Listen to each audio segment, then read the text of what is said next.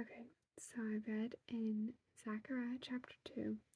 There were two verses that stuck out to me. The first one was verse 4, which says, He said to him, Run and tell this young man, Jerusalem will be inhabited without walls because of the number of people and animals in it. So what I wrote down is that there will be so many of God's people that there won't be a need for a wall.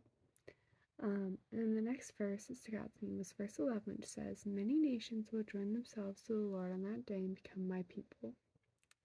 So what this is saying is that many will turn and follow Christ, and God will dwell with them.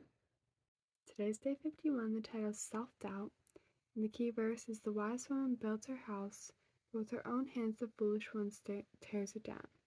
So we should build a house or a home with God, and not ourselves, because we don't want to make ourselves like the king of our own lives. And then the lesson talks about how we end up blocking our own blessings and self-dismantle our dreams and desires. What stuck out to me is that we block ourselves from growing in God. And then also the lesson talks about how we've been taught to believe in God, but never taught how to believe in ourselves in a healthy and hearty way. What I read is that we only need to trust God and not ourselves, because that's putting ourselves above God and thinking that our way is best.